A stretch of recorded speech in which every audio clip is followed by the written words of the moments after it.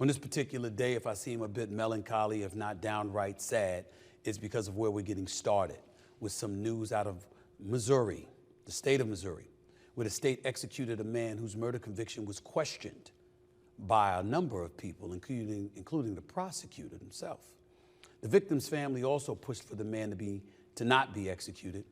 I'm talking about Mr. Marcellus Williams, who was 55 years of age, who died by lethal injection yesterday around 6 p.m. Central Time. He was convicted in 2001 of killing Felicia Gale, a former newspaper reporter found stabbed to death in her home in 1998. Williams' case drew national headlines as his attorneys appealed the conviction based on what they described as new evidence that included alleged bias in jury selection and contamination of the murder weapon prior to the trial. The family of Felicia Gale even asked that Williams be spared death. However, the U.S. Supreme Court denied the stay of execution yesterday, a day after Missouri's Supreme Court and Governor Mike Parson refused to grant a stay as well. The Supreme Court offered no explanation for its decision. However, in the third appeal, Justices Sonia Sotomayor, Elena Kagan, and Ketanji Brown Jackson all said they would have granted the request to pause the execution. Before his death, Williams wrote a final handwritten statement seen here that reads, quote, "All praise be to Allah in every situation," end quote. This is a very alarming situation. And as far as I'm concerned, any human being should speak out against it, but especially if you're black. This black man was murdered yesterday. Let's call it what it is. It's murder. There's no excuse for it. And I'm going to tell you why. If there's DNA evidence that contradicts what prosecutors asserted that led to a conviction, that's a valid point to stay in execution. If the prosecutor himself, herself, themselves acknowledge that based on evidence that can now be refuted, there should be a stay of execution. That's another reason not to execute the man. If a former governor, as in Governor Eric Greitens, Greitens, Eric Greitens, he is the predecessor of Governor Mike Parson.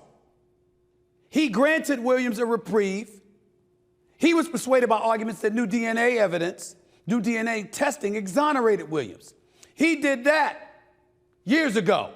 Remember, Williams was twice spared from execution, first by the state Supreme Court in 2015 and then in 2017. So let's get this straight. Governor Parsons is ignoring a ruling by the Supreme Court, the state Supreme Court from 9 years ago. He's ignoring a ruling by his predecessor from 7 years ago. He's ignoring prosecutors. He's ignoring DNA evidence. And on top of it all, the victim's family didn't want him executed. Now, according to reports, and I'm about to speak to somebody to find out whether or not they can verify this or not, the victim's family was against capital punishment no matter what. But nevertheless, look at that preponderance of evidence.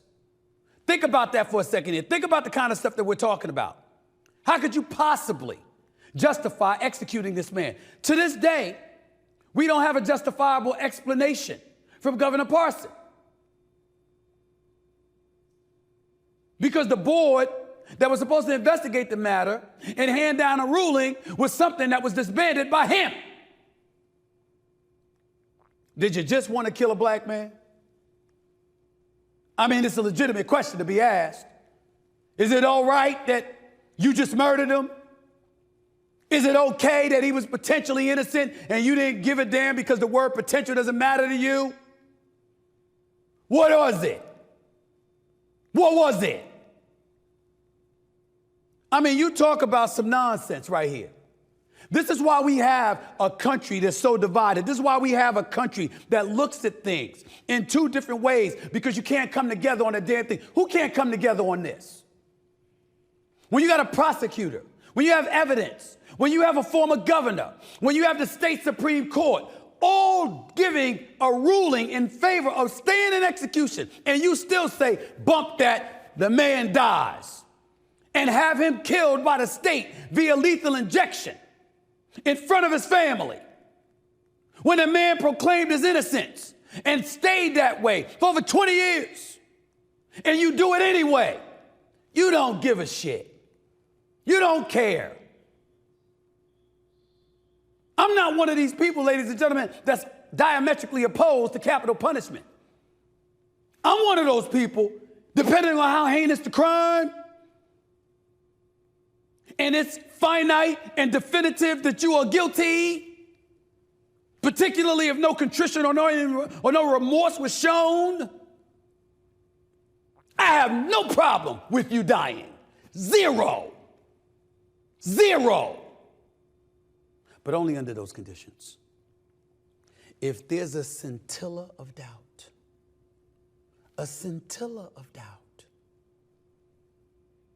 you don't do what Governor Parson did. And to do something like that, and to make this decision, it's criminal. It is an absolute crime. And I can't even tell you how sad I am for Marcellus Williams' family, because he went to his death proclaiming his innocence. And he had an abundance of people and institutions supporting him. And the governor of Missouri didn't give a damn.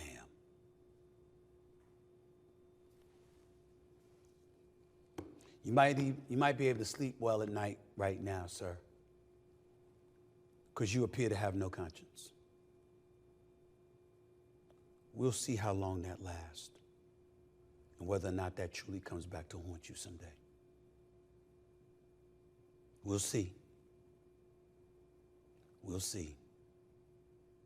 Joining me now is Mr. Jonathan Potts, Marcellus Williams' attorney at the BCPL in St. Louis, who fought to stay his execution. Thank you for joining us, Jonathan. I really, really appreciate you taking the time. Take us through the last 24 to 48 hours in your efforts to stay the execution of Mr. Williams, please. Yeah, there's been pretty much a knife fight that went on over the past 48 hours or so. We were filing briefs over the weekend with the Missouri Supreme Court, arguing it on Monday morning, and then trying to get the U.S. Supreme Court to hear the case. Ultimately, they declined, and Mr. Williams was executed last night at about 6 p.m. Who was in attendance for his execution? There were two members from our legal team, as well as Mr. Williams' son, Marcellus Jr., who were there to witness it. Any members from the victim's family in attendance? No. Why did they not show up? Are you aware of the reasoning that they had or a reasoning that they gave for not being in attendance? No, I don't know why they weren't there. I can imagine it's emotionally trying for them too. But the important thing to remember is that the victim's family was not in favor of executing Mr. Williams. And why did they reach a conclusion that they were not in favor of this execution specifically? From the beginning, they were honoring the wishes of the victim. I want to be clear, Mr. Williams is innocent, but the victim's family has always said that no matter what happened, the victim would not have wanted anyone to be executed. Her husband didn't want anyone to be executed, and her family didn't want anyone to be executed. The prosecutor, if I remember correctly, had a change of thinking, and they were ultimately ended up being against the execution. Is that correct? And if so, what was their reasoning and rationale behind it? Yeah, it's even more than them just being against the execution. They were fighting to overturn the execution. We were having a trial last month where it wasn't even our team, the defense team, who filed it, but it was a new lawsuit filed by the prosecutor saying that this was an unfair and unconstitutional trial and that Mr. Williams' execution needed to be stopped. And they felt that it needed to be they needed the execution to be stopped because they believed that there was evidence that contradicted the guilty verdict? Absolutely. So from the beginning, there was forensic evidence that pointed away from Mr. Williams. There were bloody footprints at the scene that didn't belong to him, didn't belong to the husband, didn't belong to the first responders. There was other forensic evidence at the scene pointing away. We found new DNA evidence on the murder weapon that didn't belong to Mr. Williams. And what further testing showed is that the DNA on the knife belonged to the original trial prosecutor 20 years ago, and he had contaminated the evidence. And frankly, it prevented us from being able to find the DNA, whoever was the real killer. In what way was the evidence contaminated? We put trial prosecutor from 20 years ago on the stand last month, and we cross-examined them. And he admitted that not once, not twice, but 5 times before trial, he had handled the murder weapon, which was a bloody kitchen knife, without gloves. He had been showing it to witnesses, just holding it, putting his DNA all over it, and potentially wiping away any DNA from the actual killer. And still, they went ahead with the execution. What rationale did the governor give for not pardoning him, or for not staying this execution, or anybody else for that matter? The governor just said that he'd received due process and a decision had been made. And we obviously strongly disagree with that. He didn't receive due process. What we also learned at the hearing last month is that the trial prosecutor admitted that he got rid of at least one juror, in part because he's Black. It was a devastating thing to hear. And that alone should have stopped the execution, but it didn't. He got rid of one juror because the juror was Black? That is correct, Stephen. What he said, I asked him when he was on the stand, and I said, you got rid of the juror because he was a young Black man with glasses? And he said, wrong. That was part of the reason. It was because he also had piercing eyes. Wow. I'm thinking about the predecessor to the governor that's in office right now, and how his predecessor decided to stay the execution years ago. So this governor didn't take that into consideration, evidently. And I'm wondering why that was the case. Again, I know I'm being a bit redundant in asking that question, but I find myself feeling a bit incredulous and just taken aback significantly by the fact that there was a preponderance of evidence. You've got a prosecutor that no longer supported the execution. You got the victim's family that didn't want the execution. You got DNA evidence that was compromised. You have a predecessor to the governor that's presently in office who stayed the execution, but somehow, some way, this governor decided to still go forward. Yes, Stephen, the breadcrumbs are all there. I think any person who is following this case knows exactly what happened. And we've received an outpouring of public support. Basically, everyone that we've heard from has been against the execution, except for the governor and the Missouri Attorney General. And I want to point out that what actually happened is that the prior governor stopped a prior execution just minutes before it was about to happen, to appoint a special board to look into Mr. Williams' case. And then what happened is that Governor Parson actually disbanded that board before it ever gave him a recommendation about whether to give Mr. Williams a pardon or commutation of his sentence. Basically, he didn't hear the answer. What was his explanation for disbanding that board? Didn't give one. He didn't give one? Yeah, I think enough time had passed and wasn't very interested in what he was going to hear. How many executions have taken place in the state of Missouri in recent memory? I believe that there are 3 executions this year, and I think it's 11 executions under the current governor. Under the current governor. How many of them have been Black? Do you have an answer to that question? I don't know off the top of my head, Stephen, but your guess is probably a good one. And where do you guys go from here? What have you learned? Or what do you take from a case such as this? Because it has to be very debilitating, very, very depressing, to be quite honest with you, to know that such a preponderance of evidence has been put in your favor to stay in execution, and you have the support, the inordinate amount of support that you received, and still the execution went through. It has to be incredibly disheartening, one would imagine. It's more than disheartening. You know, we obviously cared quite a bit about Mr. Williams. When someone's your client for many years, and you're working to try and save their life, it carries a very, very heavy emotional toll. And when you see that person put to death under unfair circumstances, you start to have doubts about the integrity of the judicial system. The important thing, though, is the reason that we take these cases on is we are trying to build back public trust in the judicial system. And the only way that you build back public trust is when that system is willing to admit its errors. Right now, the system wants to say, pretend the errors didn't happen. People don't believe that. Everyone knows mistakes are made. The only way that you're going to have the public believe that they're getting a fair trial is when you admit that a mistake was made and you admit that mistake, you fix it, and you promise that it's never going to happen again. And that's not what happened here. I'm thinking about the prosecutor admitting their mistake. I'm thinking about the preponderance of evidence that ultimately favored you staying the execution. And I'm thinking also about Governor Mike Parson, because that's his name, Mike Parson, literally not providing an explanation really as to why he was dogged in his decision to execute Mr. Williams. I think that what's incredibly alarming outside of the actual killing itself, please don't get me wrong, is the fact that the governor hasn't been required to give an in-depth explanation as to why he reached the decision that he reached. There was a board that was appointed for that specific purpose.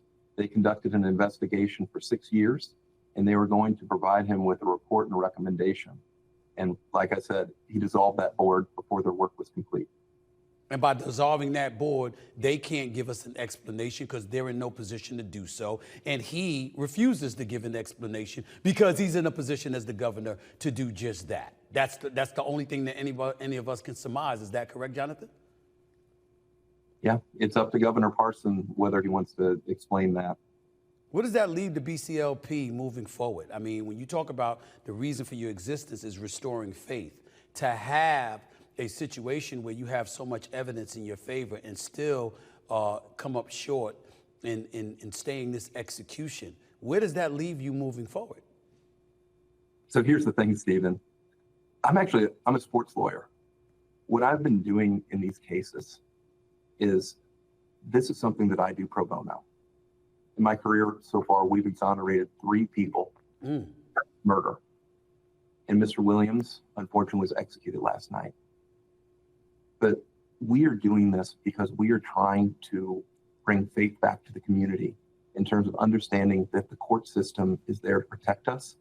And the important thing isn't that you get it over with, but that you get it right. And I want people to know that we are going to keep fighting to make sure that people don't get executed for crimes that they don't commit. And I worry about our kids. I worry about each other. And you worry about whether we really have our values properly aligned when we want to just kill someone because it's been too long and he's been sitting around on death row for 20 years, so we need to get it over with. Wow.